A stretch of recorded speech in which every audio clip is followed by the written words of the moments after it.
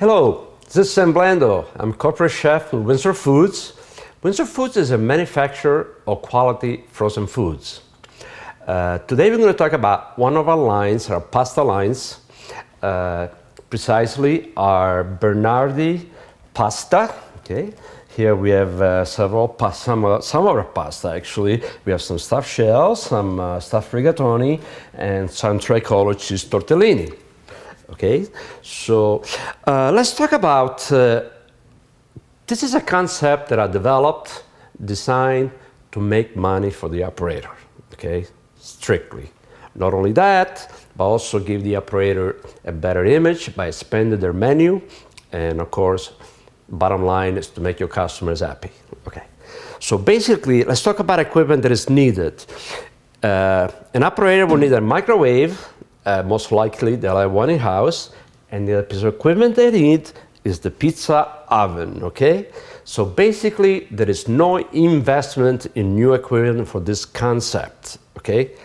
Let me talk about some of the containers you're going to be needing. You're going to be needing what's called the rare bits, which are microwavable and bakeable, made out of ceramic, okay? You're also going to need some and of course the ceramic would be for in-house dining. And then you're going to need some aluminum containers, disposable aluminum containers for to-go orders, delivery, pickup. Okay. Now you're going to say, well, the aluminum is not microwavable. Well, guess what? It's a little secret I'm going to tell you about. It is microwavable. There's only certain steps that you have to take though. And let me tell you what they are. First of all, the microwave cannot be any older than 1980. So a microwave has to be 1980 or newer, first thing. Second thing is the container has to be placed in the middle of the oven without touching the walls. That's number two. If there are any metal racks here in the microwave, they have to be removed.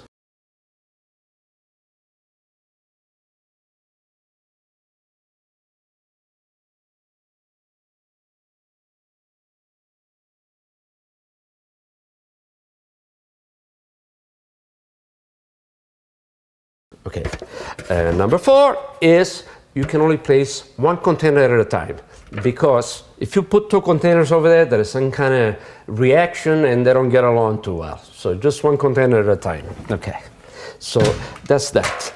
All right, well, at this point, you know, I would like to assemble one of the dishes for you and show you how easy it is, okay?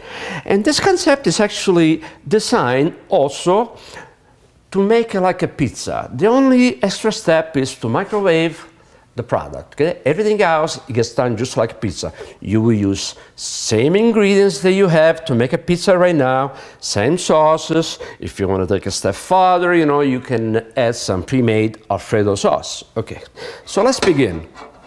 We begin with a little bit of sauce on the bottom of the dish. Let's do stuffed shells. We place a couple of stuffed shells in the middle here. We will place some additional sauce here. And now the waiters will take the orders as they would pizza, okay? What would you like on your pasta? Oh, I would like some broccoli. And you already have this ingredients in-house to make the pizza. Oh, I would like a little bit of sausage. Here it is. Some mushroom. There they are.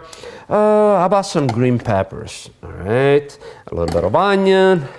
All right. And let's do some black olives, you know.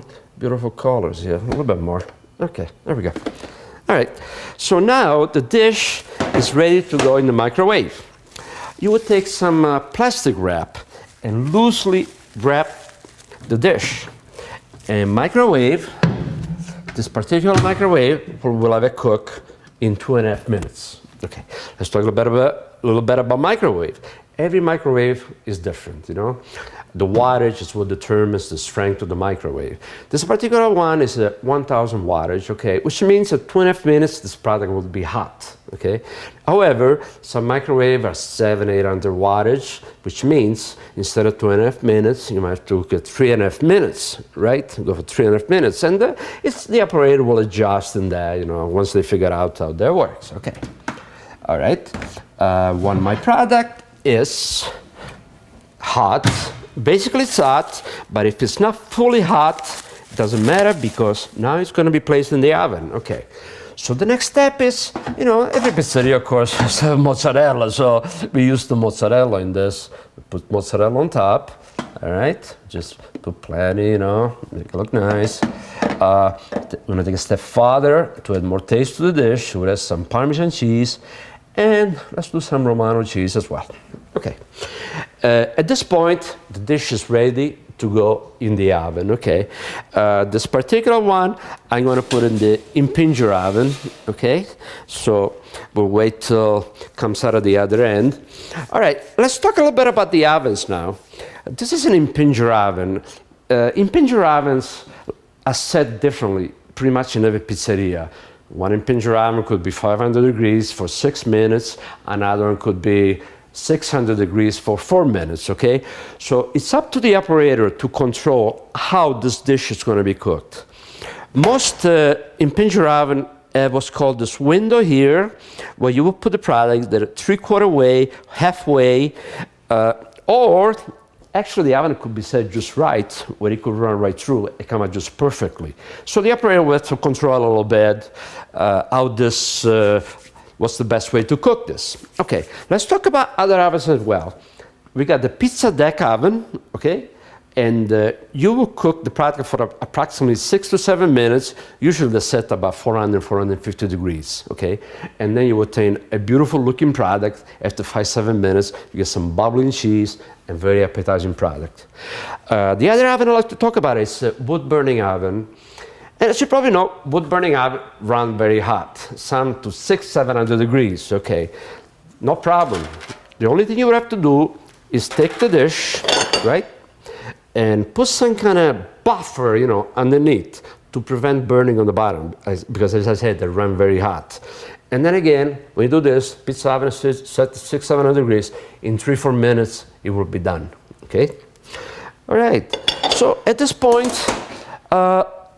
let's look at our product, our dish, see if it's ready, okay? Put some gloves on it because it's gonna be hot. It's coming out right now, okay? Looks beautiful.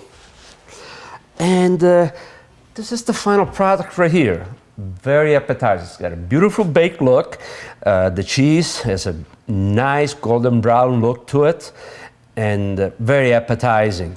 Now, this dish will go right to the table because the container is for in dining, okay? So no other steps of taking it out and placing it in a different container. Okay, so that's it. Now let's talk about different containers as well. I took the liberty earlier to cook this dish right here, which contains 6 manicotti, okay? And as you can see, it's beautiful. And of course, this will be used for to-go or delivery, okay? So here we go. So again, you know, no extra steps of transferring the product from one container to the other. This will go out for delivery or pickup, okay? So here's the option right here of the two of them. So in a nutshell, this is it's an extremely profitable concept, easy, anybody can do it, and the beauty out is no additional investment. So you're utilizing all the ingredients in house, the sauces, and another thing I like to mention is because you're using frozen product, there is no waste. You only use what you need. Okay, you don't have to thaw anything. Anything that you use is used from frozen. Okay. Well, until the next time, this is Sam Blando. Thank you.